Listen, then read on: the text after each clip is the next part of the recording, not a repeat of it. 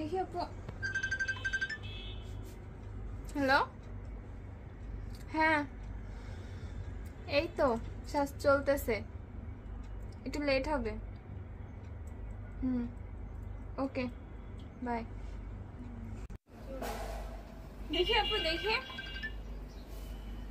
Hello, হ্যাঁ এই তো শ্বাস চলতেছে, একটু লেট হবে।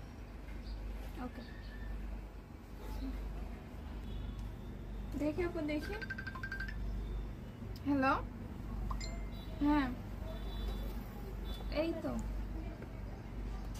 শ্বাস চলতেছে, একটু পরে কথা বলতেছি। আচ্ছা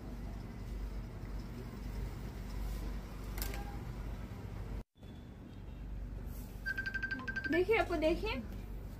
হ্যালো মা, হ্যাঁ তোমরা একটু খুঁজে নিতে পারতেছো না? এখানে তো সাজাচ্ছে, এত যদি ফোন দাও তাহলে তো আপুর একটু সমস্যা হয় না।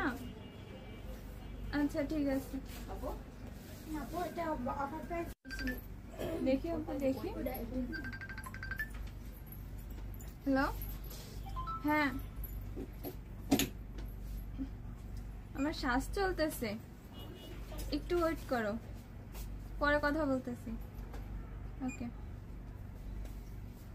আচ্ছা আপু, আপনি মেকআপের মধ্যে কতবার এবার ফোন রিসিভ করলেন? 10 বার হয়েছে? আপু বারবার ফোন আসলে কি করব আপু? বারবার ফোন আসলে কি করবেন তা বোঝেন না তো? মেকআপ কিভাবে করব বলেন? যেটা করতে যাচ্ছি সেটাতেই ফোন, যেটা করতে যাই একটা কাজ করব ফোন ধরবেন, একটা কাজ করব ফোন ধরবেন, তাইলে মানে আমি কাজ কিভাবে করব আমাকে বলেন? আপু বারবার ফোন আসলে তো কিছু করার নাই। কিছু করার নেই তাহলে আপনি তাদেরকে বলেন, সব দায়িত্ব কি আপনার না? কি আমি তো বুঝলাম না। বারবার এইভাবে যদি ফোন দেয় এরা বোঝে না যে আপনি মেকআপ করতে আসছেন? আপনি বলে আসেননি কথা, বা এখানে এসে সাজের আগেও তো কথাটা শেষ করতে পারতেন।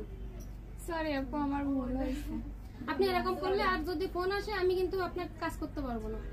ঠিক আছে আপু আর আসবে না।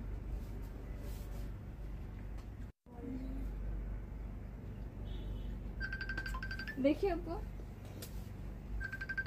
হ্যালো, তোদেরকে বারবার মানা করতেছি না ফোন দিস না? আমার তো সাজে ডিস্টার্ব হচ্ছে তাই না? তোরা যদি এইভাবে ফোন দিস তাহলে আমার কাজ শেষ করবে কিভাবে? ফোন রাখ।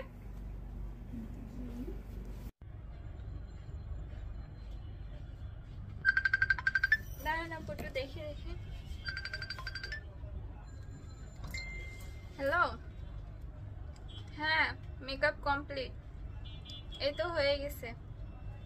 আমি আসতেছি। না না, আপনারা আরো ফোন দেন, আরো ফোন দেন, আর আপনি আরো কথা বলেন। মানে ডিস্টার্ব করার একটা লিমিট থাকে।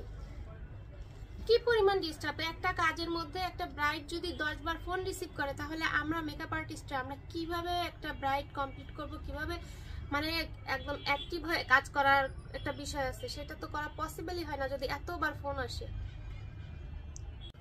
এনিওয়ে, যেটা হবার হয়েছে, তো লাস্ট ফিনিশিং এ এসে আমি আপুর কাছে জিজ্ঞেস করতে চাচ্ছি যে আমার মেকওভার আপুর কেমন লেগেছে, যদি একটু বলতেন। সেটা বলার আগে এক্সট্রিমলি সরি আপু, আমি মানে আপনি মেকআপের সময় আমি আপনাকে অনেক বিরক্ত করছি, অনেকবার ফোন আসছে, উঠে উঠে আমি ফোন ধরছি, তারপর আমাকে অনেক সুন্দর করে সাজিয়ে দিয়েছেন, আমার সাজ অনেক পছন্দ হয়েছে। সবাইকে আমি বলবো যাতে প্রিন্সেস গ্ল্যামার বিউটি পার্লারে সবাই আসবে সাজতে। দেখতেই তো পারতেছেন কত সুন্দর করে আমাকে সাজাইছে আপু। আপুর ব্যবহার যে এত ভালো সেটা বলার বাইরে, আপু অনেক ভালো। আপু সবার সাথে ফ্রেন্ডলি, অনেক অনেক ফ্রেন্ডলি ভাবেই কাজ করাইতে পারবেন।